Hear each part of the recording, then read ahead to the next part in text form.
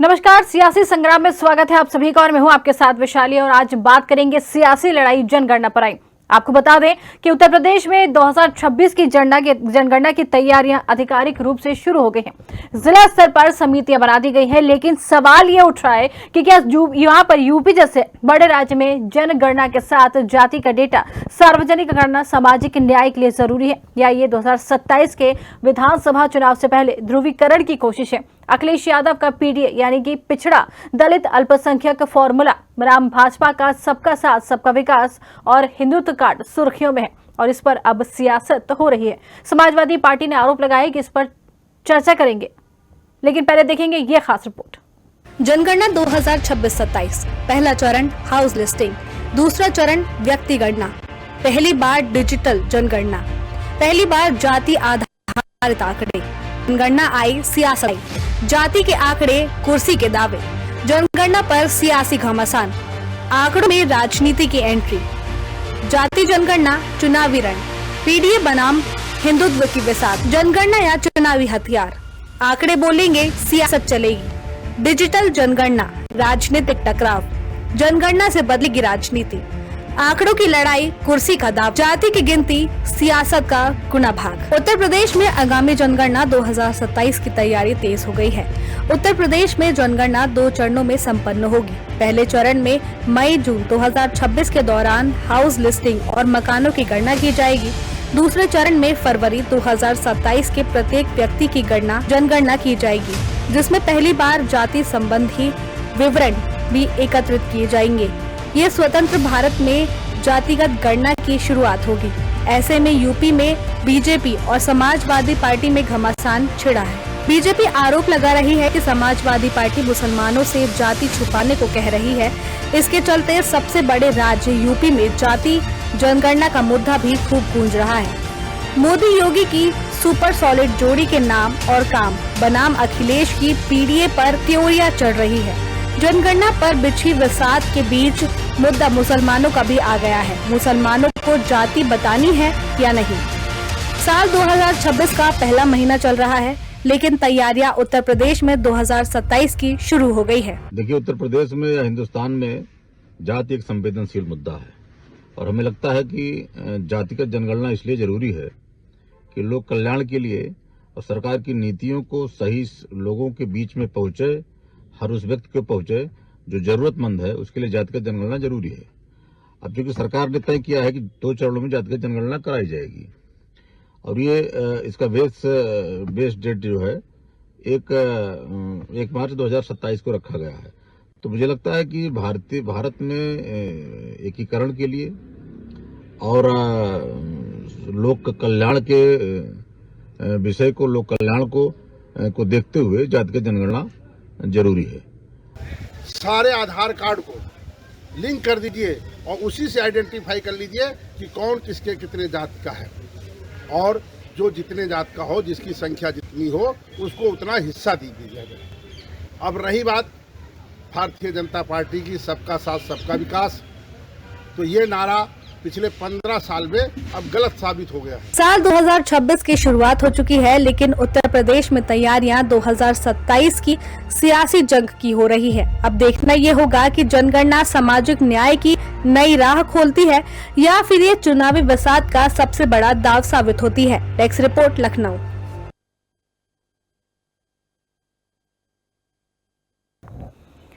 तो आपको बता दें कि उत्तर प्रदेश में आगामी जनगणना 2027 की तैयारियां तेज हो गई। उत्तर प्रदेश में जनगणना 2 चरणों में संपन्न होगी। पहले चरण में मई-जून 2026 के दौरान हाउस लिफ्टिंग और मकानों की गणना की जाएगी और दूसरे चरण में फरवरी 2027 में प्रत्येक व्यक्ति की जनगणना की जाएगी, जिसमें पहली बार जाति संबंधी विवरण भी एकत्रित किए जाएंगे। तो आपको बता दें ये सियासी मुद्दा अब बनता हुआ नजर आ रहा है और आज इसी पर चर्चा करेंगे। हमारे साथ आशीष तिवारी जी जुड़ गए हैं बीजेपी से। आशीष जी, बहुत बहुत स्वागत है आपका। आशीष जी, जनगणना की बात सामने आई है। 2027, 26, 27 की तैयारियां पूरी तरीके से शुरू हो गई, लेकिन इसको लेकर सियासत क्यों गरमा रही है? यहाँ पर भाजपा क्यों बड़ा आरोप लगा रही है? माफ कीजिए, सपा बड़ा आरोप क्यों लगा रही है? देखिए, आज अखिलेश यादव जी पीडीए के नाम पे सामाजिक न्याय की बात कर रहे हैं जी, लेकिन सच ये है कि सामाजिक न्याय नहीं, 2027 की चुनावी इंजीनियरिंग है ये। जाति जनगणना को ये लोग न्याय बता रहे हैं, जी बिल्कुल। समझिए। जबकि असल में ये ध्रुवीकरण का हथियार बनाना चाहते हैं।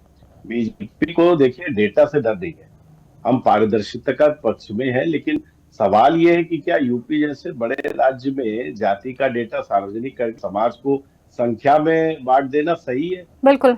आज ये लोग जातियां गिनने, कल सीटें बांटेंगे, परसों समाज को लड़ाएंगे, फिर वोट बटोरेंगे। यही इनकी राजनीतिक मॉडल है ना। जी समस्या तो यही है। अब अखिलेश यादव जी का आप रिकॉर्ड देख लीजिए, 2012 से 17 में जी यूपी में एमवाई का समीकरण चला रहे थे। पिछड़े समाज के अंदर जो सबसे कमजोर पिछड़े थे, दलित थे, उनका क्या हुआ आप बिल्कुल। बताइए।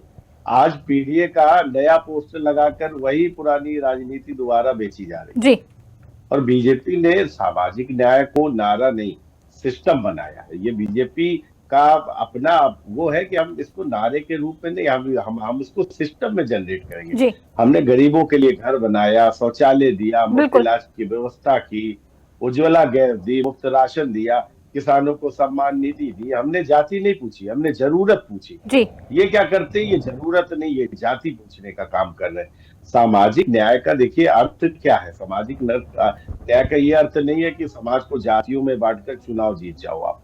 सामाजिक न्याय का अर्थ है कि हर गरीब को समान अवसर मिले, बिल्कुल। बच्चों को शिक्षा मिले, हर युवा को रोजगार मिले। यही है ना। पीडीए गिनती की राजनीति है जी और बीजेपी जो है वो गति की राजनीति है। और देखिए, मैं एक बात और स्पष्ट कर दूं आज आपको कि जाति डेटा से बीजेपी को कोई भय नहीं है, जी लेकिन जाति डेटा को चुनावी हथियार बनाकर समाज में खाई पैदा करना, ये देश के लिए, दुनिया के लिए बड़ा खतरनाक है। बिल्कुल। अखिलेश जी क्या कर रहे हैं? अखिलेश जी पीडीए के नाम पर जातियों को जोड़ नहीं रहे, जी जातियों को लाइन में खड़ा करके वोट बैंक बना रहे हैं। बीजेपी कहती है सबका साथ सबका विकास, जाति नहीं नागरिकता हमारी पहचान है। अच्छा, यूपी को 2027 में क्या चाहिए? जी नफरत नहीं चाहिए, निवेश निवेश चाहिए। बिल्कुल जाति बिल्कुल। की आग नहीं चाहिए, रोजगार चाहिए, ध्रुवीकरण नहीं चाहिए, विकास चाहिए। तो ये समझने की बात है और यही भारतीय जनता पार्टी का मॉडल है। हम नारा नहीं देते, हम नतीजा देते हैं। बिल्कुल पीडीए जो है वो सामाजिक न्याय नहीं है, ये 2027 का पोलराइजेशन का पैकेज है। आप ये मान के चलिए। तो समाजवादी पार्टी जो करना चाह रही है, समाज में जिस प्रकार का भय उत्पन्न करके जातियों के बीच में एक मतभेद करके ये संघर्ष कराना चाहते हैं, जातियों के बीच में संघर्ष कराना चाहते हैं, जो कि सही नहीं है। बिल्कुल। इससे इनको बाहर जाना चाहिए। चुनाव की तरीके लड़ें, विकास के मुद्दे पर लड़ें और रोजगार, महंगाई, जो जो मूलभूत मुद्दे हैं उन पर लड़ें, ना कि बिल्कुल। ये जातियों में बांटे और उस तरीके का काम करें। जी। बिल्कुल बिल्कुल, इसका जवाब जरूर लेंगे। हमारे साथ पूजा मिश्रा सपा प्रवक्ता जुड़ गए हैं और भारत सिंह वरिष्ठ पत्रकार हमारे साथ जुड़ गए। आप दोनों का भी बहुत बहुत स्वागत है। सपा की तरफ रुख करना चाहेंगे। पूजा जी, जिस तरीके से जाति जनगणना की बात अब सामने आई है और उसको लेकर अब सियासी घमासान बचा हुआ, लेकिन एक सवाल जरूर ये उठता है, एक बड़ा आरोप भी लग रहा है कि आखिर इसकी जरूरत ही क्या पड़ी? पूजा जी। जी, आपको नमस्कार और साथी श्रोताओं को मेरा नमस्कार। जी सरकार ने जातिगत जनगणना कराने का निर्णय क्यों लिया? सत्ता पक्ष ने लिया है ना निर्णय। ऐसा है नहीं कि सरकार ने निर्णय नहीं लिया जातिगत जनगणना, सोशियो इकोनॉमिक कास्ट सेंसस कराने का निर्णय नहीं लिया, उसके बिना सोशियो इकोनॉमिक कास्ट सेंसस करा हो रहे। जी विपक्ष के हाथ में ये कारभार है क्या कि वो सोशियो इकोनॉमिक कास्ट सेंसस करा सकती है? आपको पता है सरकार कराती है ना ये, तो सरकार ने क्यों लिया हुआ? यहाँ पे बैठ करके भाजपा के प्रवक्ता ऐसे कह रहे थे जैसे कि ये निर्णय जो है समाजवादी पार्टी ने लिया हुआ है। हाँ, बिल्कुल सही बात है। अगर समाजवादी पार्टी न्याय की बात नहीं कर रही होती, अगर समाजवादी पार्टी पिछड़े के अधिकारों के लिए नहीं लड़ रही होती, तो सरकार जो कह रही थी ना कि जो जातिगत जनगणना की बात करते हैं ना, वो सब अर्बन नक्सल है, तो अर्बन नक्सल कह रहे थे अभी, क्योंकि इनको पता है कि अगर आप न्याय की बात करते हैं तो आपको जातिगत जनगणना करनी पड़ेगी। जो आपको पता होगा मंडल कमीशन लागू हुआ था, मंडल कमीशन लागू हुआ 1979 में, वो लागू हुआ और किस बेसिस पे लागू हुआ? जब अंग्रेजों की सरकार थी 1931, उस समय जो कास्ट सेंसस कराया गया था उस बेस पे लागू हुआ था। तो आपको लगता है कि तब से लेकर के अब तक घर में क्या वही सेम स्ट्रक्चर रह गया हुआ है?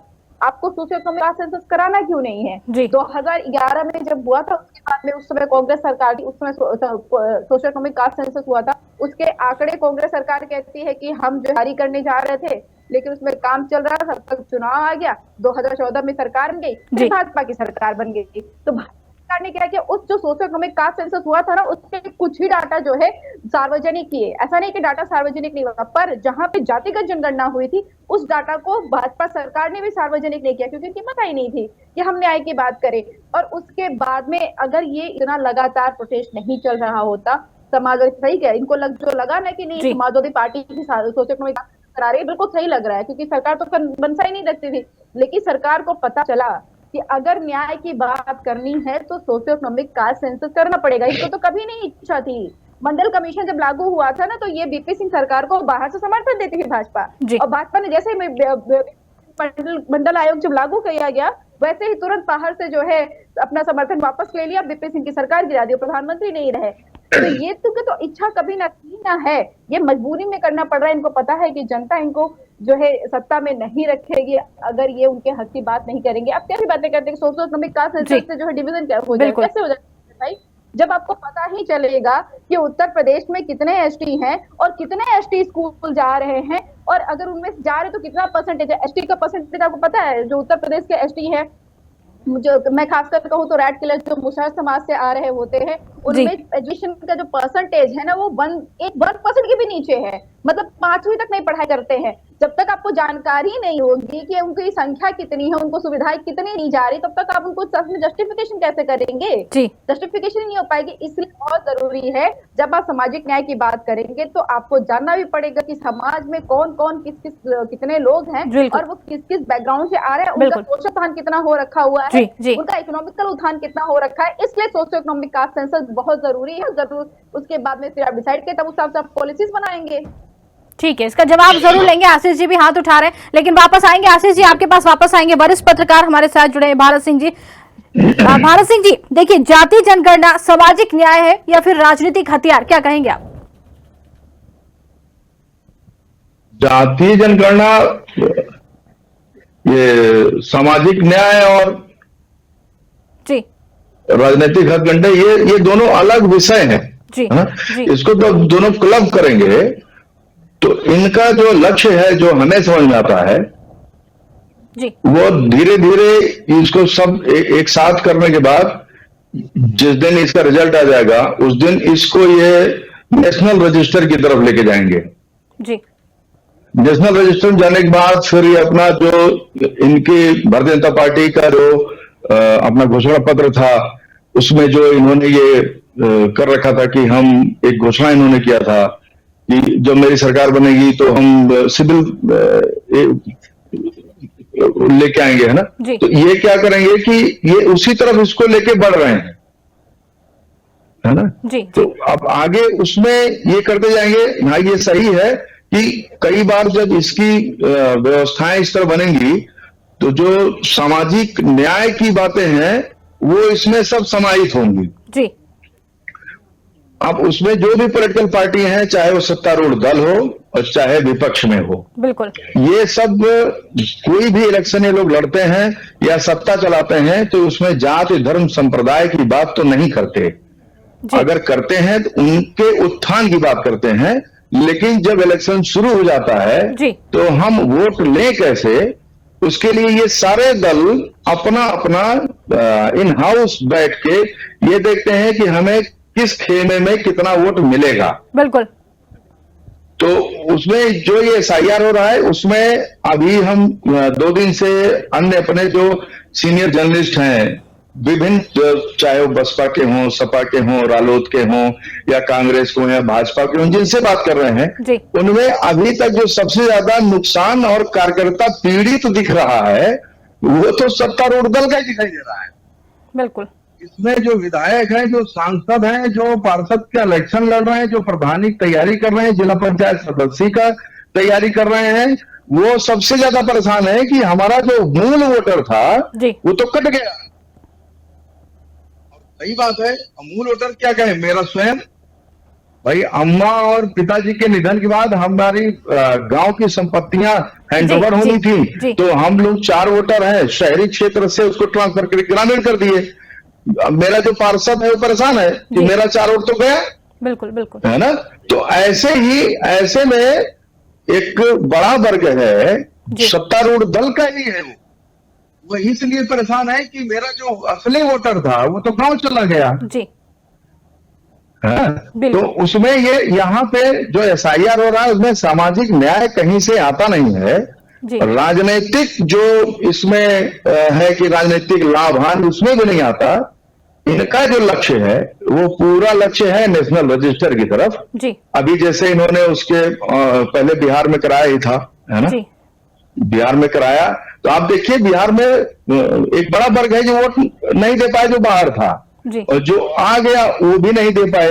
जी ऐसे ही अब विधानसभा का चुनाव होगा तो जो शहरी क्षेत्र में 15-20 साल 30 साल से रह रहा है बिल्कुल। और उसका संपत्तियों की वजह से अगर अपना वोट ट्रांसफर करा लिया है ग्रामीण क्षेत्र में, तो वो वोट देने नहीं जाएगा 500 जी किलोमीटर दूर। बिल्कुल बिल्कुल। अब 150 किलोमीटर दूर है, भले चला गया। बिल्कुल बिल्कुल। तो ये सत्तारूढ़ दल ना इसमें राजनीतिक लाभ पाएगा और ना जी। ही इसमें सामाजिक न्याय को लेकर मामला है। बिल्कुल। इनका लक्ष्य दरअसल आगे है। जी, तो जो जी। विपक्ष के राजनीतिक दल हैं, जी मैं ये चाहूंगा कि वो अपनी रणनीति है, बिल्कुल। अपनी जो कूटनीति है वो और आगे ले जाके सोचें। जी। जहां ये लोग बैठ के सत्तारूढ़ दल वाले जो बैठ के सोच जी। रहे हैं, जी। उस दिमाग तक ये लोग पहुंचे, फिर ये लोग अच्छी तरह से बिल्कुल। उसको इनके सामने बिल्कुल। खड़े होके बिल्कुल। अपनी प्रतिद्वंदिता कर। बिल्कुल बिल्कुल सही कह रहे हैं आशीष जी, हमारे साथ जुड़े। आशीष जी, जिसकी जितनी संख्या भारी उसकी उतनी हिस्सेदारी, ये बड़ा आरोप लगा रही समाजवादी पार्टी, क्या कहेंगे? देखिए, मैंने पहले भी बताया और पूजा जी ने भी बताया कि कास्ट सेंसस के लिए किसी ने मना ही नहीं करा है। जी तो कराई जाएगी बिल्कुल निश्चित तौर पर। वो तो सरकार ने भी कहा है, भारतीय जनता पार्टी भी उसके पक्ष में है, हमने कभी नहीं कहा कि नहीं। लेकिन कास्ट सेंसस के साथ में आप उसका मोटो भी तो समझिए ना। ये लोग किस लिए चाहते हैं? ये लोग सिर्फ इसलिए चाहते हैं क्योंकि ध्रुवीकरण हो। ये उसको राजनीतिक लाभ के लिए लेना चाहते हैं, जबकि जी हमारी मंशा ये है कि जो लोग ऐसे हैं जिनको वाकई में जरूरत है और जरूरत उन तक नहीं पहुंच पाती है, उन तक भी चीजें पहुंचे, वो भी मुख्य धारा में वो लोग भी जुड़े। हमारा लक्ष्य ये है। लेकिन जो विपक्ष है उसका लक्ष्य कुछ और ही है। वो जी तो ध्रुवीकरण करके केन प्रकारण करके पीडीए जैसे नारे समाज में दे के और वो सिर्फ चुनाव जीतने का काम करना चाहते हैं। इसके अलावा बिल्कुल। उनकी कोई मंशा नहीं। चूंकि ऐसा नहीं है कि इनके पास समय नहीं रहा। जब जी इनके पास समय रहा तो इन्होंने कभी कुछ ये करा ही नहीं। और पीडीए पीडीए आज जैसे ये कहते हैं, तो पीडीए में इन्होंने कहा कि नहीं, हम पीडीए समाज हमारे साथ है। पीडीए समाज आपके साथ है और भारतीय जनता पार्टी के साथ तो नहीं है। जी भारतीय जनता पार्टी केंद्र में भी सरकार बनाती है, भारतीय जनता पार्टी यूपी में भी है, एमपी में भी है, बिल्कुल। राजस्थान में, हरियाणा में, महाराष्ट्र में, बिहार में। क्या सारे देश का पीडीए उत्तर प्रदेश में अखिलेश यादव जी के पास ही है? बिल्कुल। हम लोग क्या बिना पीडीए के चुनाव जीतते हैं? हमारे पास पीडीए नहीं है क्या? तो इस तरीके की बातें इनको समझना चाहिए कि ये जो पीडीए की ठेकेदारी लेकर यहाँ बैठे हैं, जी यही पीडीए समाज है जो भारतीय जनता पार्टी को लगातार उत्तर प्रदेश में भी जिताने का काम कर रहा है। 2017 में भी जिताया, 2022 में भी जिताया और 27 में भी आप देखेंगे बड़े वोटों से। लेकिन इनका पीडीए सिर्फ वोटों तक है।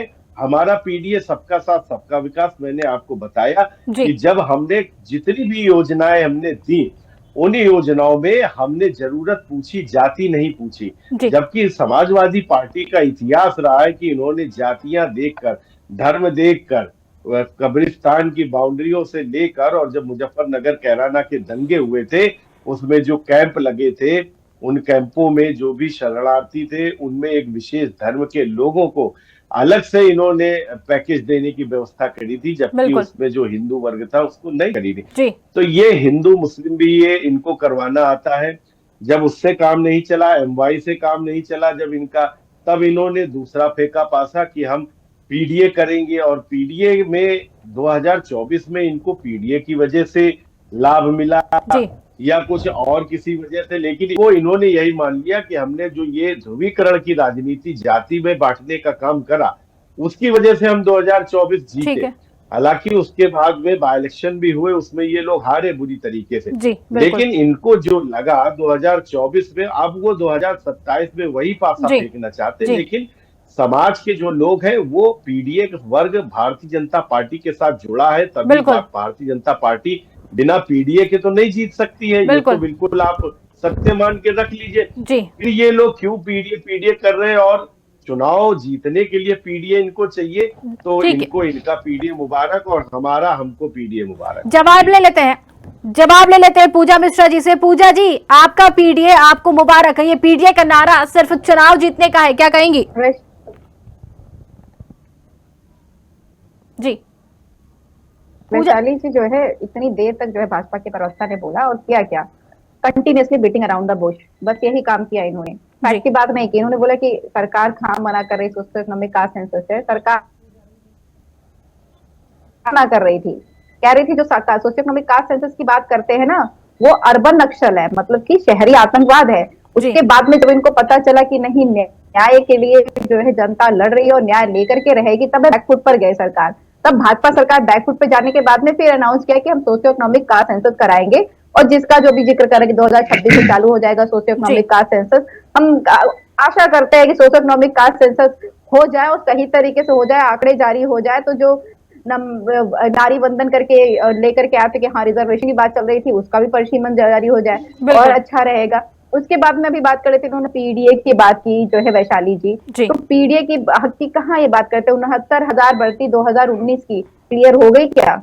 इन्होंने उसमें पीडीए के हक की मारी की, और जब कोर्ट का फैसला आया कि इसको रिसफल करके फिर से जो है रिजल्ट जारी किया जाए, तो माननीय मुख्यमंत्री योगी आदित्यनाथ जी कहते हैं, मीटिंग बुलाई उन्होंने 24 घंटे, 24 घंटे के अंदर में हम कैबिनेट मीटिंग बुलाए हैं और इस मामले को शॉर्ट कर देंगे। 24 घंटे का समय ले लिया और फिर सुप्रीम कोर्ट भेज दिया अपने लोगों को। अब ये जो पीडीए का अधिकारों का हनन हुआ, वो हनन होकर के रखा 2019 को 69,000 भर्ती। उसके बाद में लेखपाल भर्ती, आपको भी ध्यान होगा, भी रिसेंट कुछ महीने पहले कोई बात है, पर हालांकि ये भर्ती 2022 की है, जहां पे सिर्फ 18,000 सीटें निकल करके आई हुई थी लेखपाल भर्ती में 2022 की।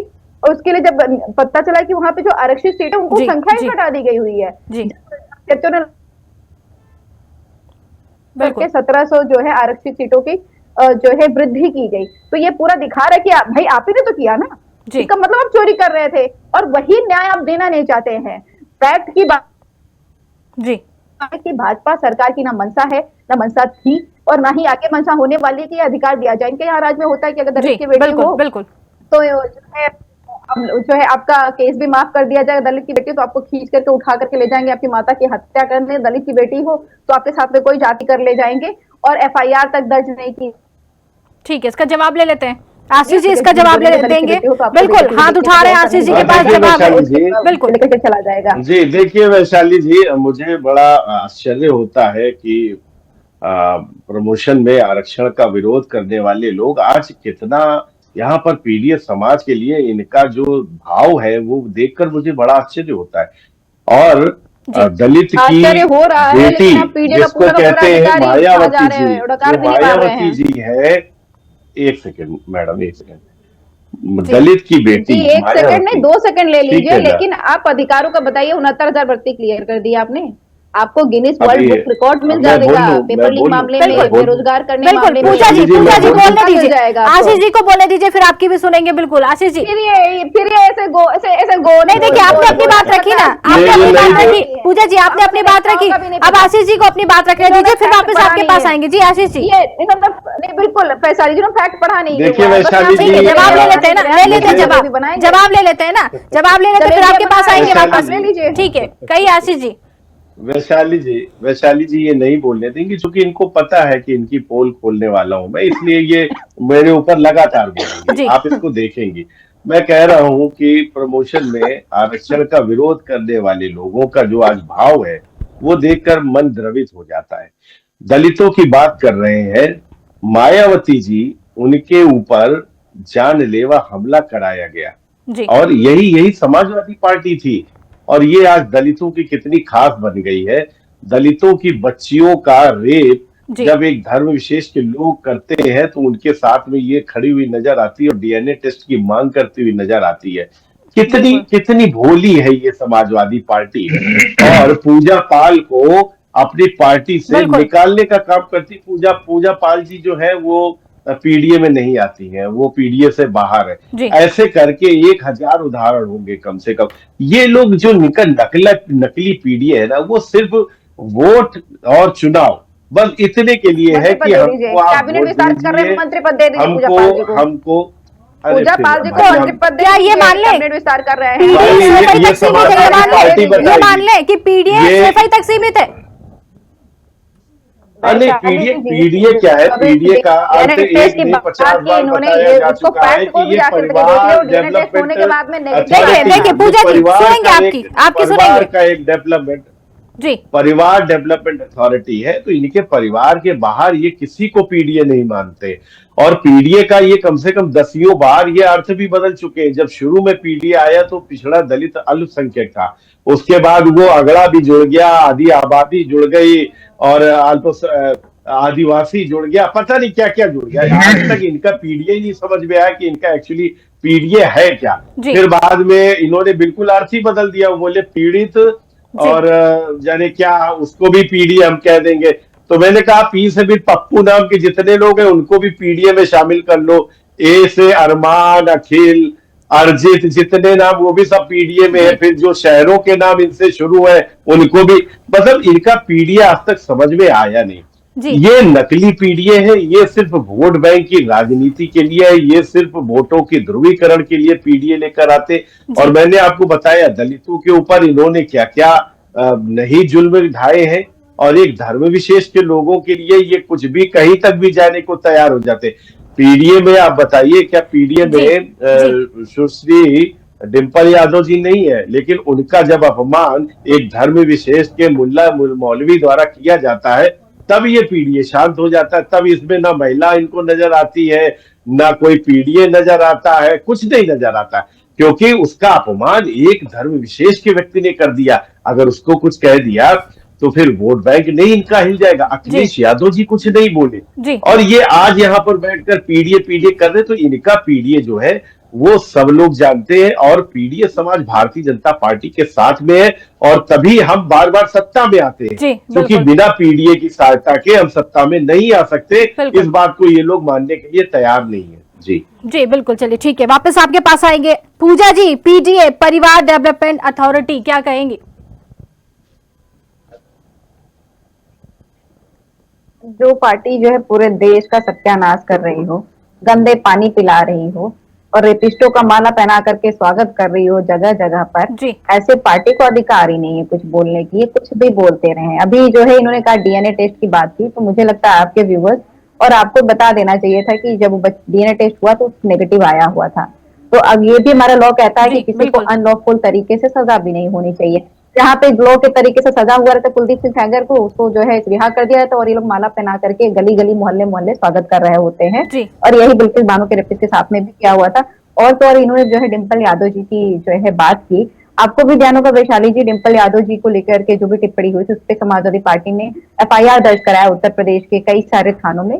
सरकार ने कोई कार्रवाई नहीं की और मजाक तो तब हो गया जब जो है सदन की जो जितनी भाजपा महिला सांसद है ना, जिनका कार्यभार बनता है कि पूरे प्रदेश के जो लोग हैं महिला पुरुष सबके अधिकारों की बात करने की ना, वो प्ले कार्ड लेकर के बाहर खड़ी थी। मतलब आप सोचिए कि हमारे जो सांसद इतना कमजोर हो रखी हुई है भाजपा सत्ता पक्ष की, तो प्ले कार्ड लेकर के सदन के बाहर खड़ी हैं कि इनके साथ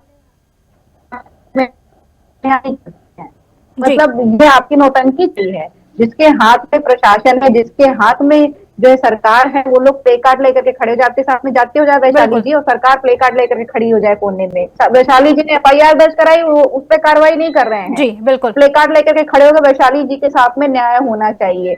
अलग लेवल की नौटंकी चल रही थी इन लोगों की। तो ये जो अभी भी कह रहे हैं कि पीडीए के साथ में पीडीए के अधिकारों का हनन कर रहे हैं, आपको मुबारक। अगर आपको ऐसे ही सोचने में चल रहा है कि ठीक है तो जनता आपको जवाब देती चलेगी, आगे भी जवाब देगी, अभी भी दे रही है। और अगर आप तानाशाही चलाएंगे तो तानाशाही के अगेंस्ट आपको पता है किस तरीके से जो है सड़कों पे किसान हो, महिलाओं सब आ रखे हुए हैं। बिल्कुल, आप हर जगह पे गंदगी, पूरे भारत देश को उन्होंने तय कर रखा कि हम नष्ट करके रहेंगे। बिल्कुल, पूरे भारत देश की जनता ने अब तय कर रखा हुआ है कि वो भाजपा को नष्ट करके रहेगी। भाजपा का पतन जो है चालू हो रखा हुआ है, अभी चाहे इससे ताल्लुकात रखे या ना रखे, इससे समाजवादी पार्टी नहीं। समाजवादी पार्टी का कार्य है कि धरातल पे रह करके जो पीढ़िए हैं, जो पोषित हैं, वंचित हैं, पिछड़े हैं, उनके अधिकारों की बात करना, उनके अधिकारों को संरक्षित करना। आशीष जी मुस्कुराते हुए जवाब देना चाहते हैं, बिल्कुल जवाब उनके पास है, बिल्कुल छोटा सा जवाब चाहेंगे आशीष जी। जी हाँ, बस 2 लाइन का मैं देता हूँ। पूजा जी ने कहा कि समाजवादी पार्टी ने FIR कराई, लेकिन सुश्री अखिलेश यादव जी ने एक बयान नहीं दिया, जो कि पार्टी के राष्ट्रीय अध्यक्ष भी हैं और उनके हस्बैंड भी हैं। उनके पास 2 पदवी है, लेकिन उनका कोई भी एक स्टेटमेंट नहीं आया, क्योंकि कहीं ऐसा ना हो कि जो उनका वो धर्म विशेष वाला वर्ग है वो इनसे रूठ जाए और ये बता रही आप लोगों ने भरपूर नौटंकी की ना। करा दिया। दूसरी चीज, आप लोगों ने भरपूर नौटंकी की ना। अरे भाई अभी भी कर रहे हैं, जारी रखिए नौटंकी। आप लोग सुन लीजिए, पुलिस वाले लोग। पूजा जी सुन लीजिए, वैशाली जी मैं कह तो रही हूँ, अगर इसे बात वैशाली जी आपने FIR दर्ज कराई, ठीक है तो सुन लीजिए। देखिए जवाब उन्होंने भी धैर्य रख के, उन्होंने भी आपका जवाब सुना था, धैर्य रख के उन्होंने भी सुना था, आप भी सुन लीजिए धैर्य रख के। वरिष्ठ पत्रकार की तरफ जाएंगे, पहले आशीष जी अपनी बात पूरी कर लें। हाँ, मतलब ये वही बात हुई कि अगर सीता का हरण हुआ था तो रामचंद्र जी घर बैठते और वहां की जो सेना है वो जाके लड़ लेती, लेकिन रामचंद्र जी कहते अरे सेना ने करार लड़ तो रही है जा। अरे भाई, पति का पति होने के नाते कुछ आपका कर्तव्य बनता है कि नहीं बनता है कि आप बस नाम के पति हो, आपको कुछ। अरे क्यों एक पति अपनी पत्नी के लिए नहीं बात करेगा? यही समाजवादी पार्टी का, यही समाजवादी पार्टी है ना। आपको लगता नहीं है? ठीक है देखिए पूजा जी धैर्य रखते तो शायद सत्ता में होते, बीच में धैर्य रखते पूजा जी तो सत्ता में जरूर होते। आप बार बार बीच में बोलती है पूजा जी, आप बीच में बार बार क्यों बोलती है? चलिए ठीक है, वापस आप दोनों के पास आएंगे। देखिए प्रधानमंत्री, देखिए वापस आप दोनों के पास वापस आएंगे दोनों के पास। धैर्य रखिए, दोनों के पास वापस आएंगे। वरिष्ठ पत्रकार भी हमारे साथ जुड़े हुए, भारत सिंह जी, क्या लगता है जनगणना के बाद जाति आंकड़े आरक्षण नीति बदलेंगे, क्या कहते हैं आप? मतलब पति नहीं बचाएगा पत्नी को अपनी। वाह भाई, ठीक है, आप दोनों के पास दोनों शांति रखिए। देखिए दोनों धैर्य रखिए, वरिष्ठ पत्रकार बोल रहे हैं, दोनों धैर्य रखिए, वरिष्ठ पत्रकार बोल रहे हैं। सर वरिष्ठ पत्रकार का सम्मान करना चाहिए, वरिष्ठ पत्रकार कुछ कह रहे हैं, जरा सुन लीजिए, दोनों जी सुन लीजिए। जी यार भारत सिंह जी। देखिए वैशाली जी ऐसा है कि जो आपकी चर्चा थी वो SIR पर थी, लेकिन ये राजनीतिक दोनों लोग ने इसको डिरेल कर दिया, इस चर्चा का विषयांतर कर दिया है ना। तो ये ना आपको दूसरी तरफ ले गए ये जी, तो इनके कहने में आप ना आए कृपया, ऐसा मेरा अनुरोध है। नहीं कि ये तो अपनी बात करते रहेंगे, जो मूल डिबेट है उससे तो स्लिप हो जाएगा मामला ना जी। मुझे क्या बोलना है फिर बताइए आप। बिल्कुल, देखिए पहले की जनगणना में ये कितनी अलग है ये आप बताइए। देखिए ऐसा है कि हमेशा ये देश जो है पहले अविकसित था जी, अभी विकासशील है जी, विकसित की तरफ सरकारें आगे लेके बढ़ रही हैं जी। वो किसी की सरकार हो, पहले ये डिबेट नहीं होता था, अब डिबेट हो रहा है जी। कहीं पे भी आप गाड़ी रोकिए, चैनल में लगाइए अपना मोबाइल और डिबेट करने लगिए। तो ये किसी भी देश के उत्तरोत्तर वृद्धि के लिए यह जरूरी है जी। वो चाहे जनगणना हो और चाहे SIR के वो हिस्से हो, चाहे वो योजनाएं हो, चाहे परियोजनाएं हो जी। अब उसमें जो सरकार होती है वो अपने नीतियों के आधार पर काम करती है कि जिससे जनता को भी लाभ हो और कल को जब इलेक्शन हो तो हमें भी लाभ हो। बिल्कुल बिल्कुल, अपना जनता और अपना और देश का तीनों का लाभ देख के ही ये अपने क्वेश्चन तैयार करते हैं जी जी। उस आधार पे ये काम कर रहे हैं। बिल्कुल बिल्कुल बिल्कुल।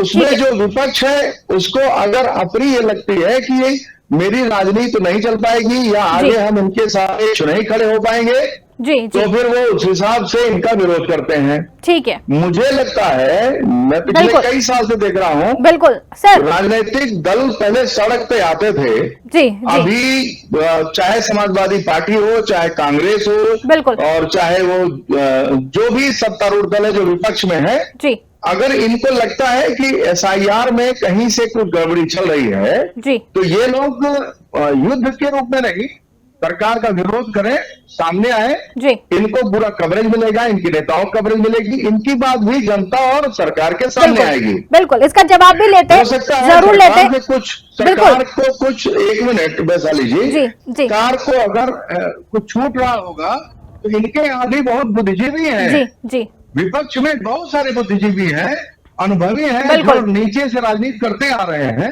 जी। हो सकता है उनके पास कोई नया प्लान बिल्कुल, हो, सर। उस विरोध में जब सामने आएंगे सड़क पर, बिल्कुल। वो नई चीज दिखाई देगी। हो सर सकता है सर बिल्कुल, सरकार इसका को- जवाब जरूर लेते हैं सर, लेकिन बड़ी खबर की तरफ रुकना चाहेंगे। आप सभी मेहमानों का बहुत बहुत धन्यवाद, हमसे जुड़ने के लिए। एक बड़ी खबर आ रही है इस वक्त, आपका बहुत बहुत धन्यवाद सभी।